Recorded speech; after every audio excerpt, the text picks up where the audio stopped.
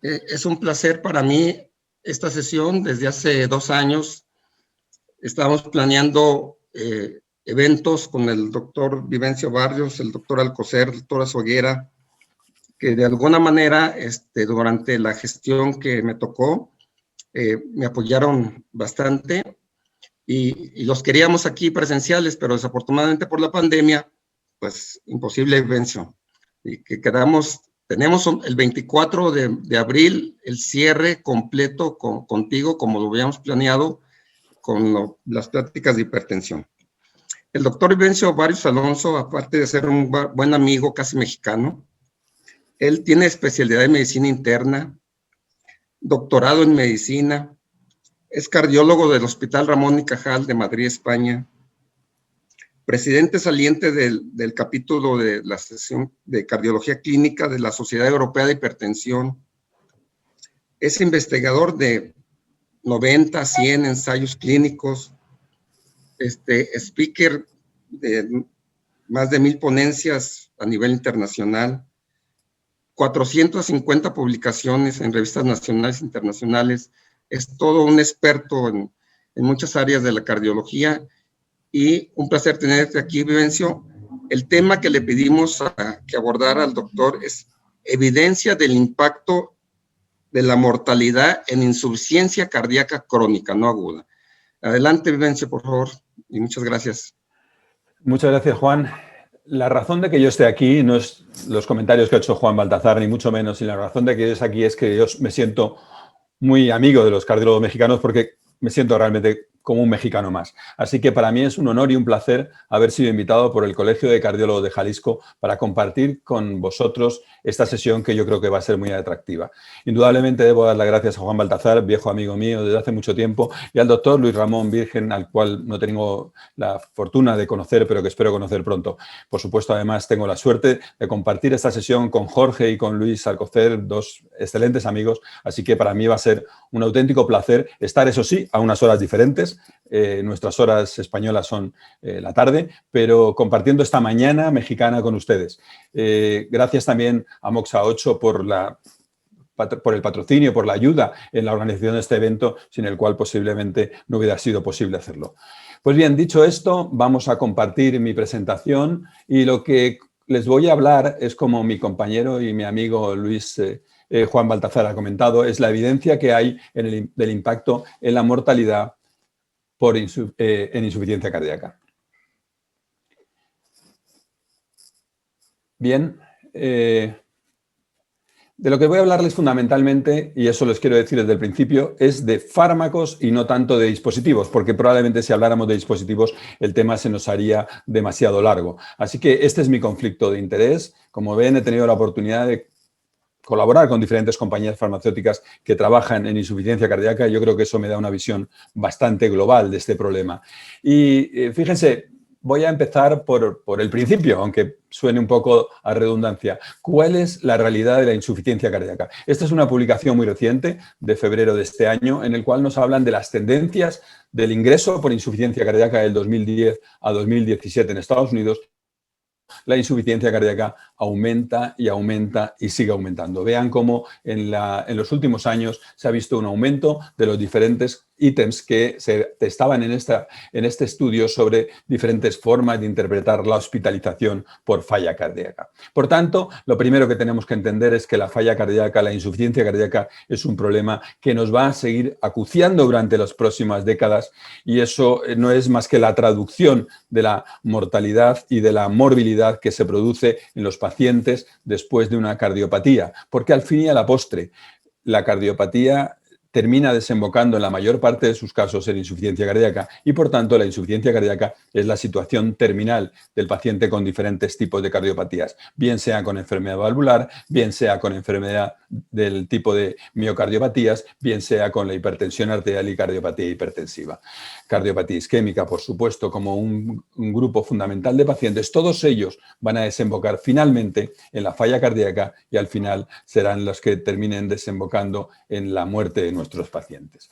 Y cuando uno revisa la historia de la insuficiencia cardíaca, puede observar cómo al principio la hipótesis que se manejaba desde el punto de vista terapéutico era fundamentalmente una hipótesis sobre la carga y fundamentalmente la sobrecarga hídrica, y ahí empezaron a desarrollarse los diuréticos y luego los vasodilatadores. Pero en las últimas décadas el conocimiento ha ido fundamentalmente desarrollado a la hipótesis neurohormonal, de forma que los fármacos que han resultado más beneficiosos y más positivos para mejorar el pronóstico de nuestros pacientes con insuficiencia cardíaca, como ustedes muy bien conocen, son aquellos bloqueantes del sistema nervioso simpático o bloqueantes del sistema renina-angiotensina. Por tanto, bloqueantes de esa activación neurohormonal que está sobreactivada en el paciente con falla cardíaca. No voy a seguir mucho por esta línea porque seguro que la tienen todos muy presentes. Lo cierto es que cuando uno revisa los fármacos que mejoran el pronóstico de la insuficiencia cardíaca, uno tiene tres grupos de pacientes con insuficiencia cardíaca. Por un lado, los pacientes con insuficiencia cardíaca y fracción de eyección reducida, donde afortunadamente tenemos muchos grupos terapéuticos que nos han demostrado mejoría de la morbi-mortalidad. Y por otro lado, en el otro extremo, tenemos aquellos pacientes con insuficiencia cardíaca y fracción de eyección conservada, donde desafortunadamente hay un blanco en cuanto al tratamiento. En medio quedarían aquellos pacientes con insuficiencia cardíaca y fracción de eyección intermedia que se postularon en las últimas guías europeas del 2016, y ahí quizá, y sobre todo después de del último pronunciamiento de la FDA, podría tener una cabida sacubitril/valsartán. Pues bien, dicho esto, voy a centrarme entonces en el tratamiento de la insuficiencia cardíaca en cuanto a las evidencias que tenemos. Y como antes comentaba, en la insuficiencia cardíaca con fracción de eyección preservada estamos huérfanos de tratamiento. Y esto es el comentario de las guías europeas, diciendo claramente que hasta la fecha no se ha demostrado de forma convincente que ningún tratamiento reduzca la morbi-mortalidad en los pacientes con insuficiencia cardíaca con fracción de eyección conservada o insuficiencia cardíaca con fracción de eyección moderada. Hago el paréntesis de la posibilidad de sacubitril/valsartán según sus últimas indicaciones, pero esto está publicado en el 2016.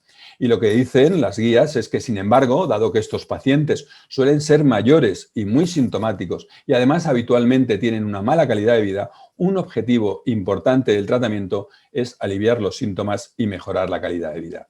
Y hasta aquí lo que puedo decir del tratamiento con la insuficiencia cardíaca y fracción de eyección preservada. Es decir, muy poca cosa. No tenemos fármacos hasta la fecha que hayan logrado mejorar el pronóstico de estos pacientes y apenas nos tenemos que conformar con mejorarle la sintomatología y la calidad de vida.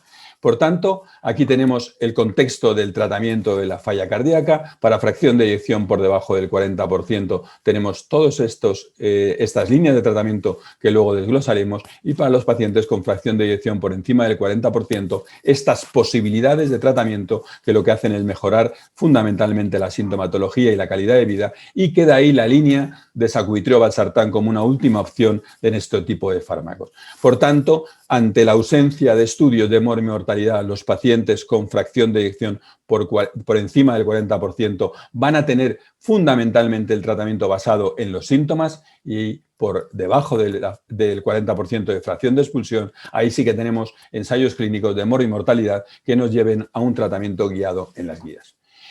Y dicho esto, déjenme que les recuerde una publicación de hace 3 años y medio que fue de un enorme impacto, porque durante muchos años ha habido una ausencia de estudios en insuficiencia cardíaca. Y este estudio recogía cuál era la evidencia de los últimos 30 años en el tratamiento de la insuficiencia cardíaca con fracción de eyección reducida.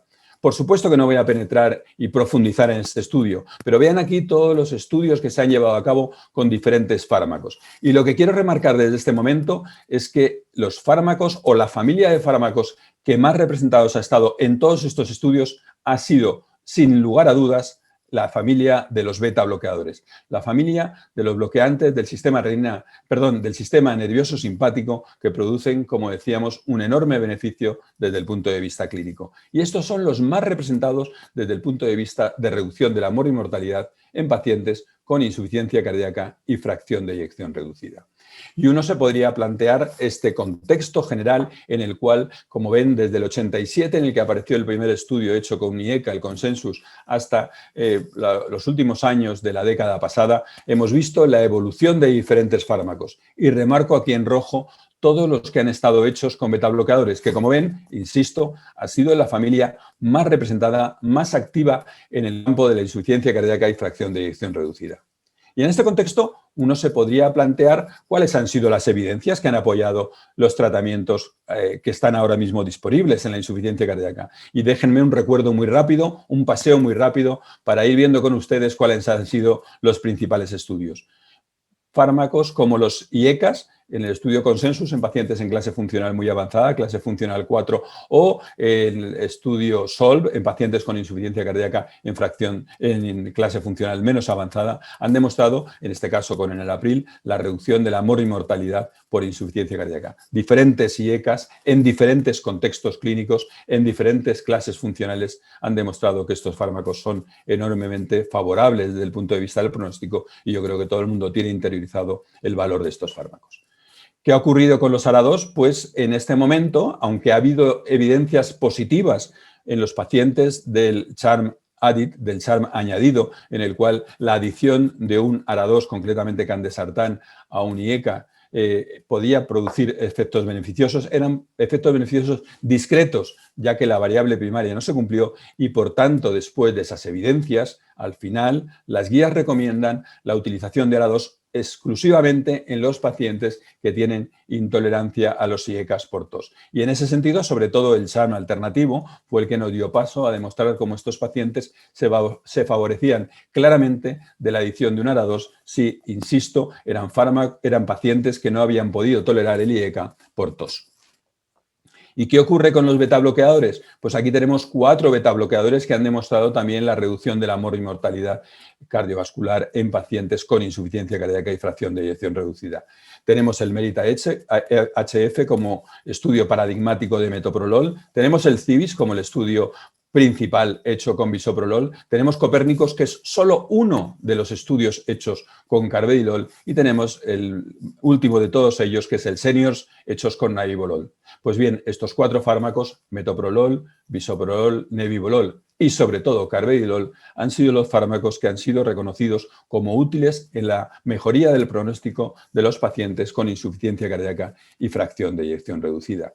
Y uno podría decir, ¿son todos iguales? Pues permítanme recordarles que no. Aquí tenemos la reducción de mortalidad de los diferentes betabloqueadores en falla cardíaca y vean cómo un fármaco como carvedilol en el US Carvedilol demostró una reducción de mortalidad que ningún otro ha conseguido lograr. Hasta el 65% de reducción de la mortalidad total, lo cual son cifras realmente muy llamativas que hacen posicionar a este fármaco como un betabloqueante de elección, si uno tiene que elegir un betabloqueador en la insuficiencia cardíaca. Y además también porque este betabloqueador ha estado presente en todas las clases funcionales. Es el único betabloqueador que tiene evidencias en todas las clases funcionales de la falla cardíaca, desde la clase funcional 1 funcional 4. Y aquí vienen recogidos los betabloqueadores y vean cómo carvedilol está presente en todos los escenarios. Pero no quiero hacer tráiler con la presentación de mi buen amigo, el profesor Luis Alcocer, porque seguro que luego entrará más en cuestión con este punto de los betabloqueadores en la falla cardíaca. Aquí, así que saltemos a otro punto. ¿Qué pasa después de iniciar el tratamiento con IECA y con betabloqueador como las guías de la Sociedad Europea de Cardiología del 2016 reconocen? Pues ahí tenemos las evidencias fundamentalmente con antagonistas de receptor de mineralocorticoide, es decir, con antagonistas de aldosterona. Y las evidencias hechas con espironolactona en el RACE o con eplerenona en el énfasis HF nos demuestran cómo estos fármacos en clase funcional 2-3 son enormemente beneficiosos. Así que el siguiente paso para estos pacientes tratados ya con un IECA y con un bloqueante del sistema renin-angiotensina, si siguen sintomáticos, sería añadirles, como digo, un antagonista de aldosterona. Y eso es lo que recogen las guías. El tercer fármaco a incorporar sería añadir un antagonista de receptor de mineralocorticoide.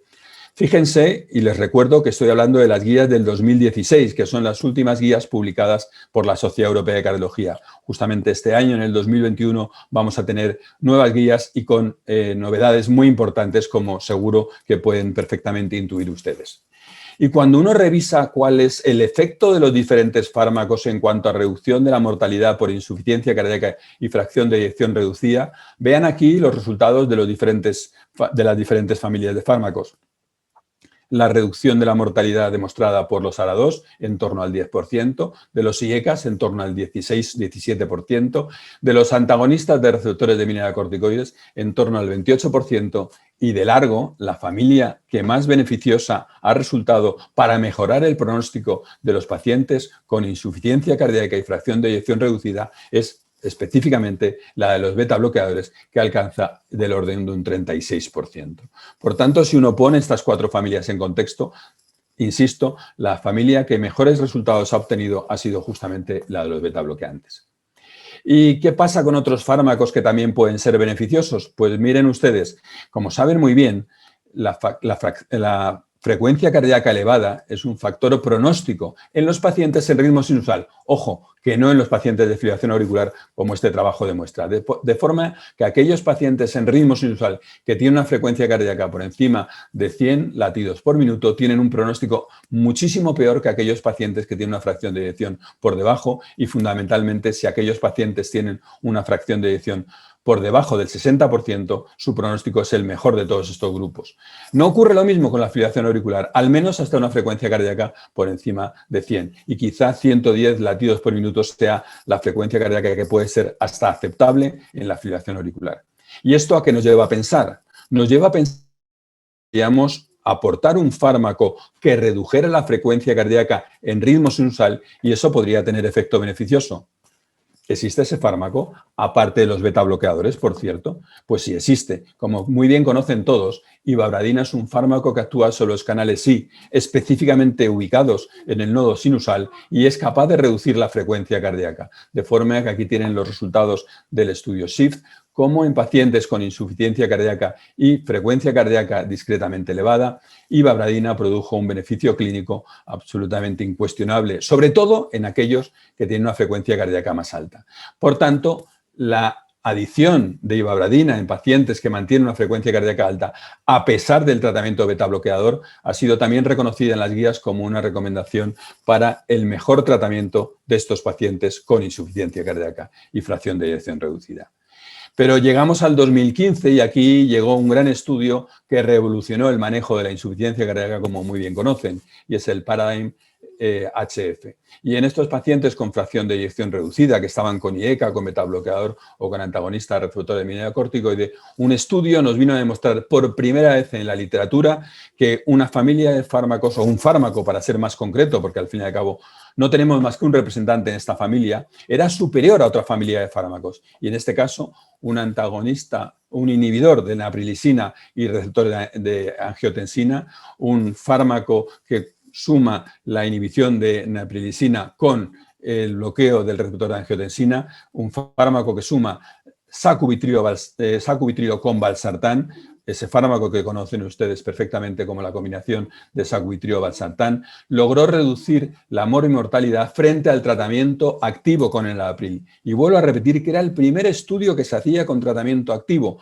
porque el resto de los estudios hechos en falla cardíaca se habían hecho con placebo. Y este estudio demostró que este fármaco era superior a otra familia de fármacos como los IECAS representados por enalapril.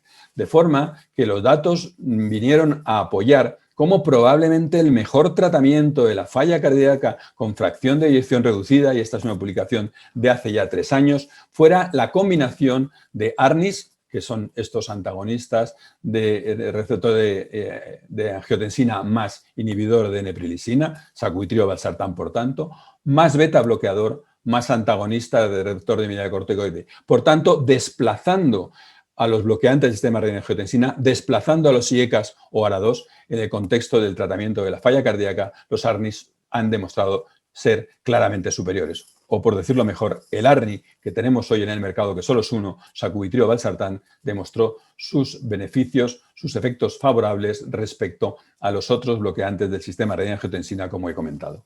Y eso lograba reducir la mortalidad en pacientes con falla cardíaca de eyección reducida hasta en un 63%, datos y cifras realmente llamativas. Este es más o menos el esquema que les he contado de cómo las guías de la Sociedad Europea de Cardiología recogen el tratamiento de la falla cardíaca con fracción de eyección reducida. IECAS o ALA2 si es intolerante, más beta bloqueador. Siguiente salto, antagonista receptor mineralocorticoide. Y último salto, bueno, último de estos fármacos, luego estaríamos en otro tipo de tratamientos no farmacológicos, a la posibilidad de añadir un ARNI, un marcapasos de resincronización o ivabradina, como les he comentado. Y como les he hablado solamente de fármacos, me he permitido dejar de lado el tratamiento resincronizador. Pues bien, aquí estábamos hasta hace apenas 3 añitos, pero miren que hubo una sorpresa enorme cuando empezaron a salir los estudios hechos con inhibidores SGLT2 en pacientes diabéticos. De forma que el EMPARREC, que fue el primero de todos que se publicó ya en 2015, demostraba efectos muy beneficiosos en un fármaco antidiabético para reducción de mortalidad cardiovascular, pero específicamente, sobre todo, en reducción de ingresos por falla cardíaca. Aquello fue una cierta sorpresa y yo creo que todos nos abrimos los ojos diciendo, anda, los fármacos antidiabéticos que antes pensábamos que lo que queríamos que fueran neutros, ahora resulta que pueden ser beneficiosos y pueden ser protectores desde el punto de vista cardiovascular. Y dentro de esa protección, fundamentalmente en falla cardíaca. Ese fue el primer estudio, pero luego llegó el CANVAS con canaglifocina, luego llegó el DECLARE con dapaglifocina, incluso también el VERTIS más recientemente con ertuglifocina, aunque en este fármaco los resultados no han sido tan positivos, pero todos ellos de forma homogénea mejoraban el pronóstico en cuanto a la falla cardíaca, tanto en pacientes que padecían insuficiencia cardíaca como aquellos pacientes que estaban vírgenes o que no habían padecido nunca insuficiencia cardíaca. En todos ellos se reducía la hospitalización por insuficiencia cardíaca. Y eso abrió una nueva puerta. ¿Será que estos fármacos pueden ser beneficiosos para la insuficiencia cardíaca? Y en ese sentido, los últimos años han traído a la luz 2 estudios, en el 2019 el DAPA-HF y en el año pasado, en el 2020, el Emperor Reduce. En ambos casos, dapaglifocina en el DAPA-HF o empaglifocina en el Emperor Reduce demostraron que los pacientes con insuficiencia cardíaca y fracción de eyección reducida se favorecían espectacularmente del tratamiento con inhibidores de SGLT2, independientemente de que el paciente fuera diabético o no. Por tanto, hacíamos un salto cualitativo. Ya no íbamos a pacientes diabéticos para prevenir falla cardíaca, sino que íbamos a tratamiento específico de la falla cardíaca con inhibidores de SGLT2. Y estos son los datos puestos en forma de metaanálisis que se publicó a finales del año pasado en Lancet en cuanto a reducción de mortalidad total, reducción de mortalidad cardiovascular, reducción espectacular por insuficiencia cardíaca o muerte cardiovascular y reducción también muy espectacular de todo tipo de ingreso por insuficiencia cardíaca. Como ven aquí, el metaanálisis que recoge los datos de Emperor y de DAPA-HF fue muy significativo. Por si fuera poco, recientemente se presentó en American Heart el SOLOIST, que también con sotaglifocina demostraba efectos muy beneficiosos en cuanto a reducción de insuficiencia cardíaca en este contexto, en este caso de pacientes diabéticos. ¿Y eso a qué nos llevó? Pues que hubo una actualización del tratamiento de la insuficiencia cardíaca por parte de las guías americanas. De forma que nosotros teníamos las evidencias y el consenso de expertos del 2017 y en el 2020 hubo un consenso de expertos de reducción de riesgo cardiovascular en pacientes diabéticos. Pero después de los datos del DAPA-HF y el Emperor Reduce, hubo incluso, o ha habido incluso muy recientemente, una revisión de estos datos y entonces tenemos una actualización del tratamiento de la insuficiencia cardíaca del 2021, donde estos fármacos ya no se contemplan en el contexto, insisto, de la diabetes, sino abren su espectro a los pacientes con falla cardíaca. ¿Y qué nos dice esta actualización? Pues fundamentalmente nos dicen 2 cosas. Primero, que los ARNI deben situarse ya en primera línea, es decir, ya no estamos pensando como en las guías de la Sociedad Europea en segunda línea, sino que sacubitril valsartán debe situarse desde el principio en primera línea del tratamiento y ellos plantean ARNI y ECA o ALA2 más beta bloqueador, más antagonista receptor de angiotensina si precisa. Pues bien, ARNI se sitúa, insisto, en primera línea a la misma línea que IECA hora 2 y preferencial sobre IECA hora 2. Y si el paciente se mantiene con falla cardíaca, se plantea entonces la adición de antagonista al receptor mineralocorticoide, se plantea la adición de inhibidores SGLT2, como había comentado, se plantea también el tratamiento sintomático, que siempre es imprescindible en el paciente con falla cardíaca, pero que no voy a tocar porque me han pedido que hable de mortalidad y, evidentemente, el diurético es un fármaco que tenemos todos presente, pero que no mejora la mortalidad, la adición de hidralacina y isosorbida en algunos casos y en algún contexto clínico muy concreto con frecuencia cardíaca elevada de ivabradina. Este es el contexto en el que se mueven las últimas recomendaciones de las sociedades americanas de cardiología. Insisto, aquí los avances han sido, primero, situar el ARNI en primera línea y, segundo, situar ya los inhibidores SGLT2 de forma rápida después de esa primera línea. Pero como me han pedido que haga una actualización, les tengo que hablar de lo último. Y lo último es este editorial que ha aparecido publicado hace un par de meses, todavía de forma online, de forma publicada previa a la publicación en papel, y en el cual nos reconocen que hoy en día tenemos 4 familias de fármacos que serían equivalentes en cuanto a la mejoría.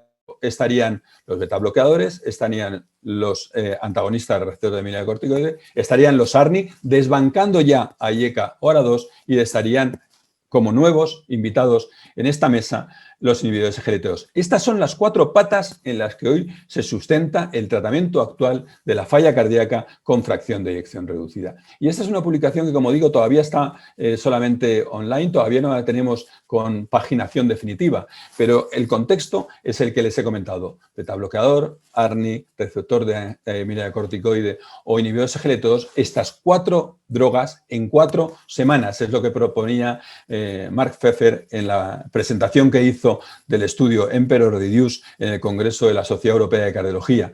Estos 4 fármacos deberían ser implantados lo antes posible en los pacientes con insuficiencia cardíaca y fracción de eyección reducida. Hemos pasado de tener 3 fármacos activos a tener 4 fármacos activos.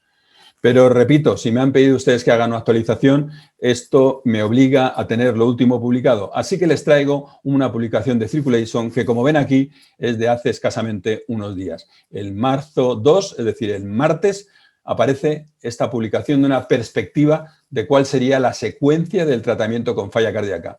Una secuencia que está firmada por John McMurray y Milton Packer.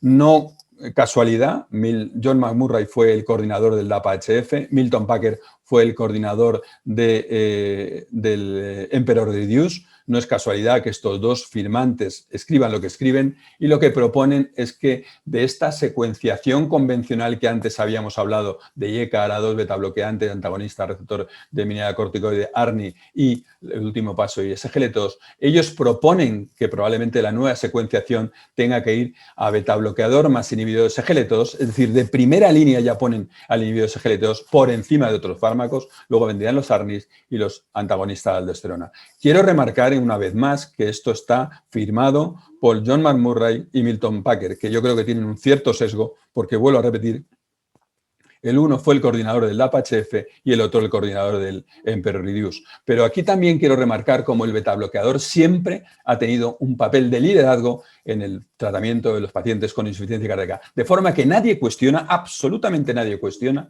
su papel en primera línea, aunque en otras familias de fármacos hayan sido cuestionadas antes o después. Betabloqueador siempre es el primero de la familia. Y en ese sentido, recordar que carvedilol, como les había comentado antes hace unos minutos, está en el contexto de todos los pacientes con insuficiencia cardíaca, desde los de clase funcional 1 hasta los de clase funcional más avanzada. Y es el único betabloqueador que tiene evidencias en todos estos contextos clínicos.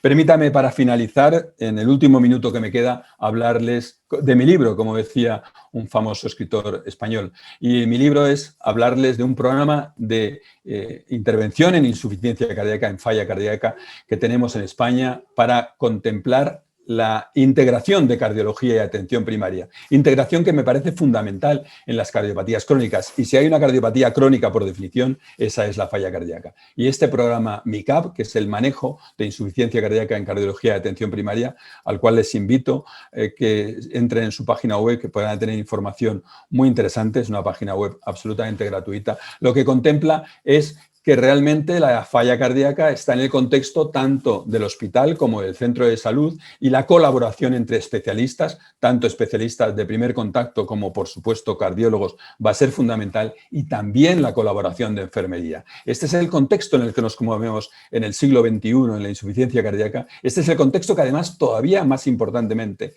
le tenemos en la era COVID, y ahí es fundamental esa integración, de forma que trabajar juntos, el unir tendencias, va a ser siempre positivo, y juntos lo haremos mejor en contacto con atención primaria, como el grupo que yo coordino en España de integración de cardiología y atención primaria de la Sociedad Española de Cardiología así postula. Así que muchas gracias por su atención. Espero haberles cubierto las dudas más importantes sobre el manejo actual de la falla cardíaca, y, sobre todo, espero haber acercado la insuficiencia cardíaca a ese contexto en el que nos movemos, en el cual la colaboración entre especialistas es absolutamente fundamental. Insisto, muchas gracias por su atención.